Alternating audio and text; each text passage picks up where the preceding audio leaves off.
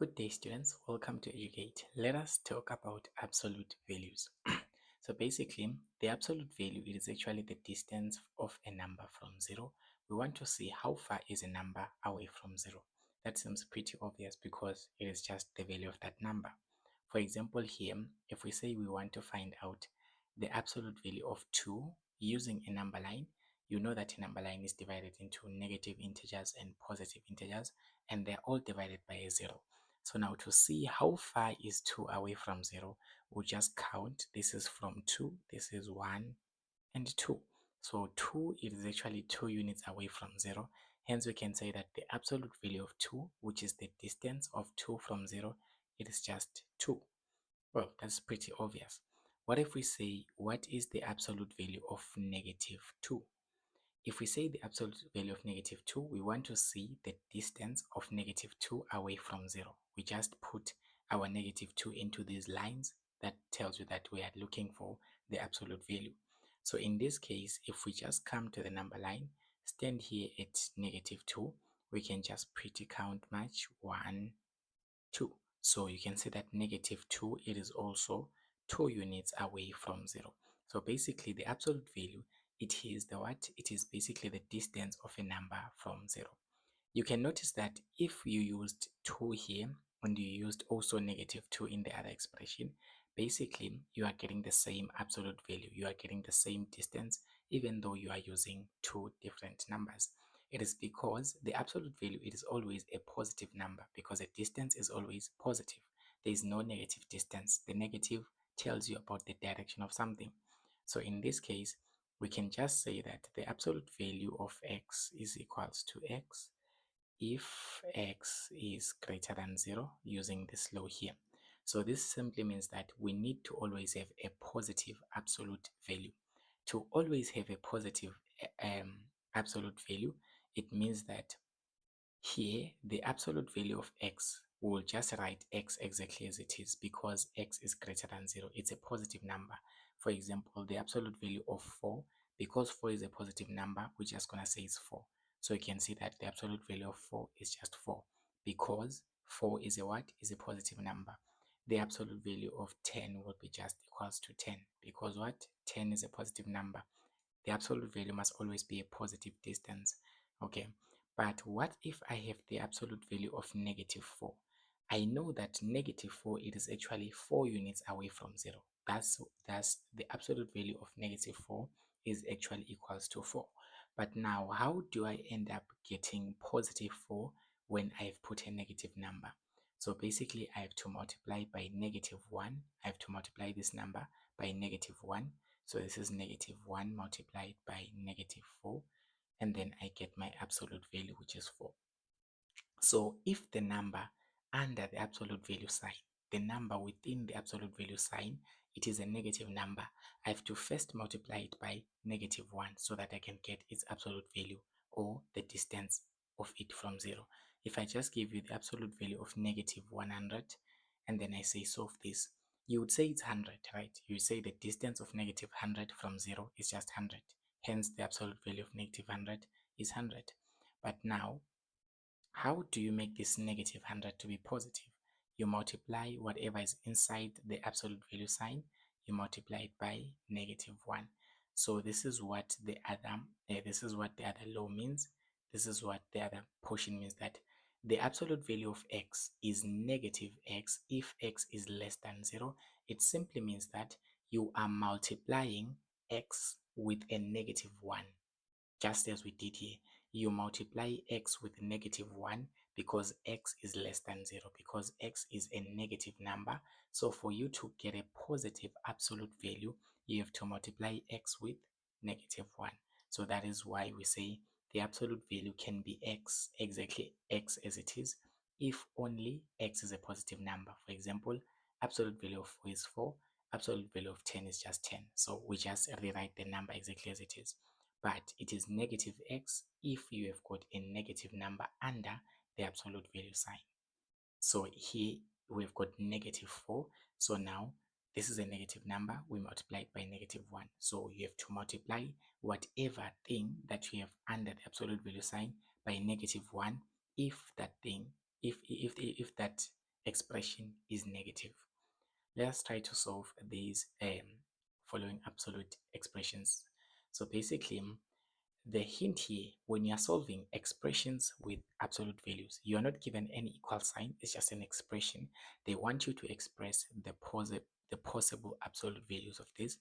So the hint that I'll give people, it is to equate whatever is under or whatever is in the absolute value, you equate it to 0 so that you can get that particular x value that will make this thing to have 0.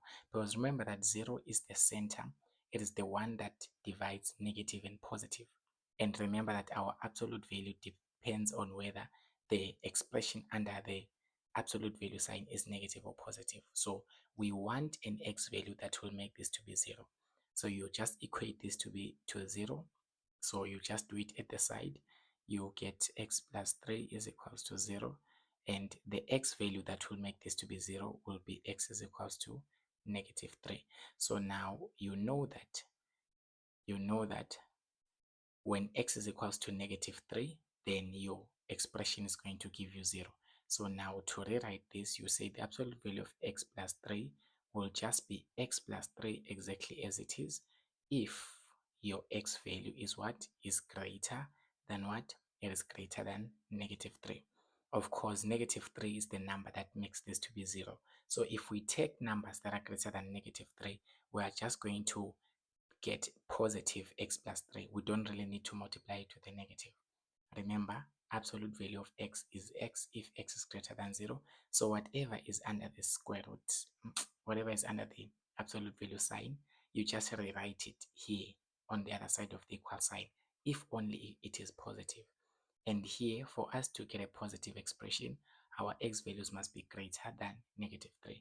They can put or equal to, but it's the equal to has no significance this much. And now you can say that it can also be negative x plus 3. Can also be negative x plus 3 if x is less than negative 3. Of course, here, if you take values that are less than negative 3 and plug them here where there is x, you're going to get a negative number. And to make an absolute value of a negative number, remember you have to multiply by negative 1 first. You multiply that negative number by negative 1.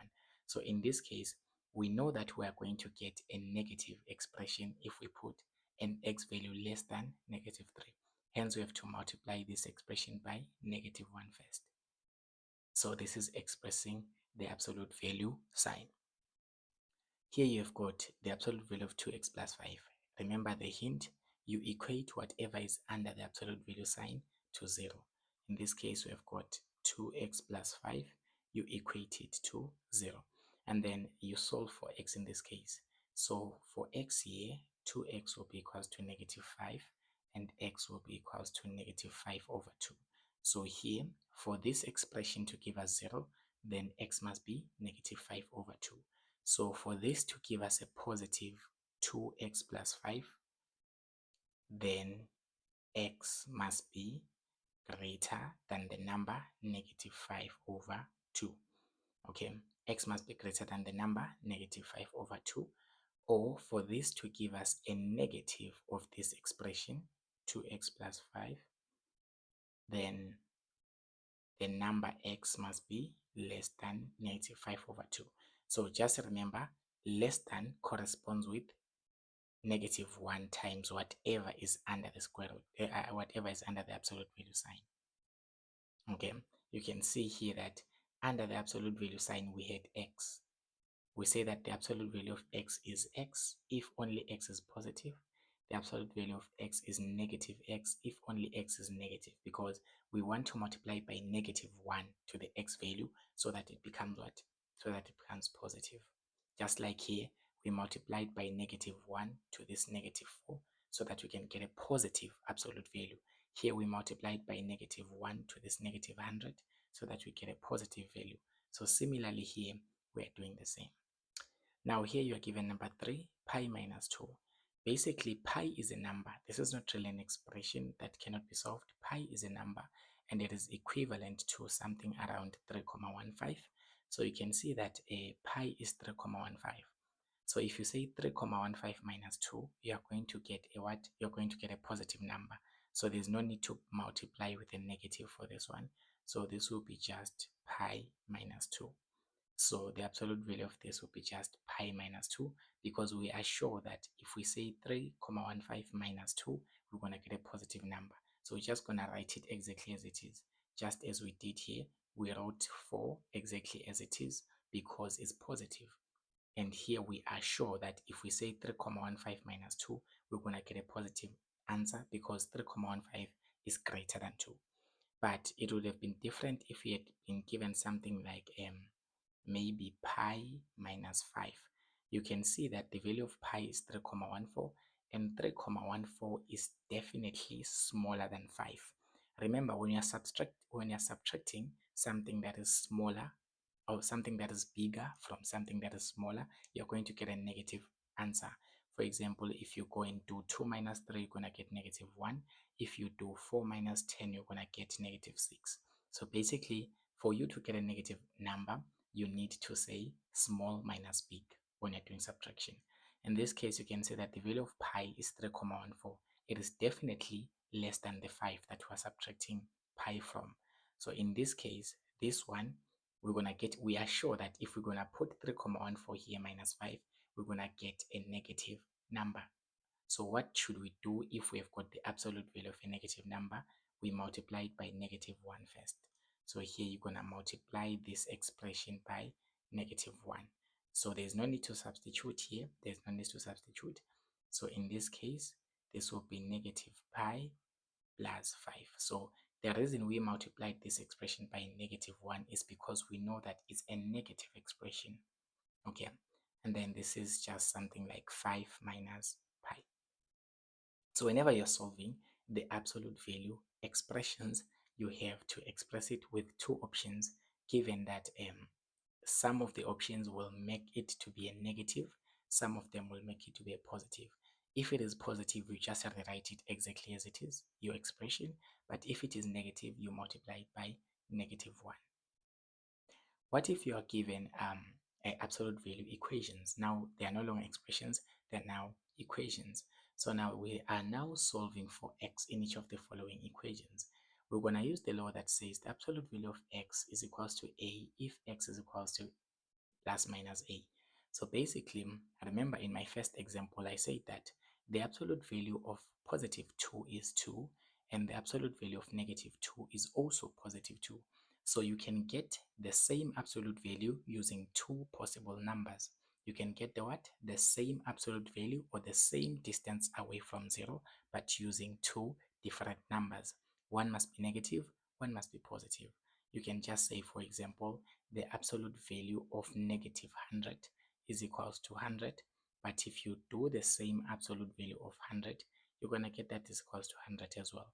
So for you to get this 100, which is the distance or the absolute value, you can use two options. You can use either a negative number or a positive number. So this is what the law implies to say that here, to get a certain value here, to get a certain absolute value, you need to have a positive and a negative number. Okay, so here if I can say, how can I get the absolute value of negative 50? I can get the absolute value of negative 50. Let's just say this is my absolute value of negative 50.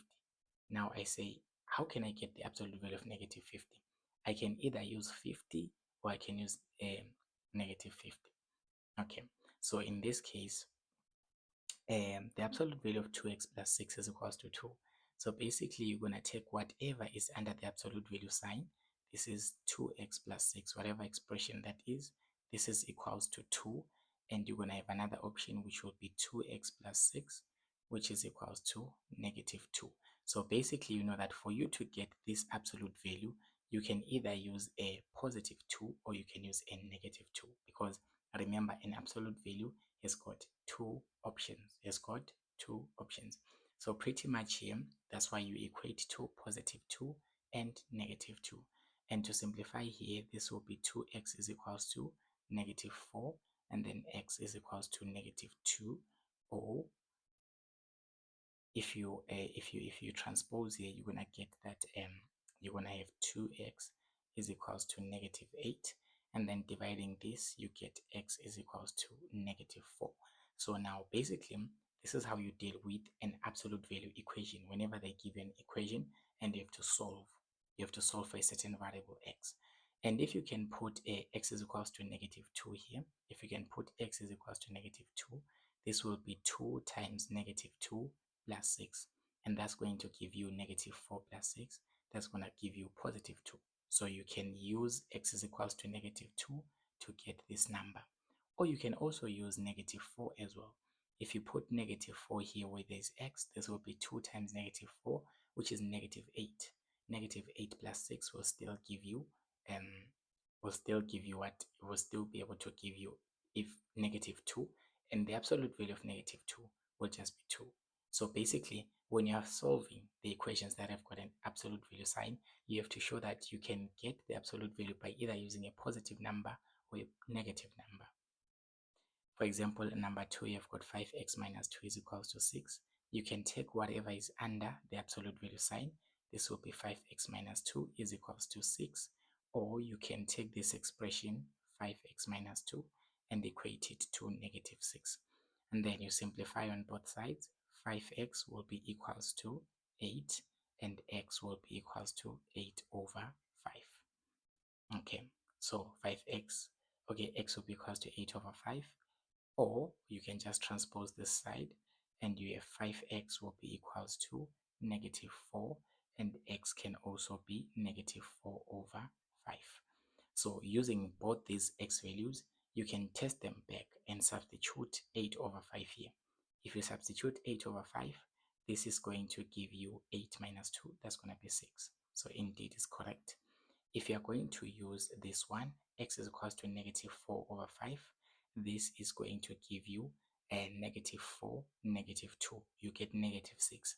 And the absolute value of -6 will just be 6. So basically, when you're doing the absolute value equations, all you have to do it is to equate to a positive number and a negative number, because you know that for you to get a certain distance away from 0, or the absolute value of a certain number, you can use two options. You can use a positive and a negative of that particular number.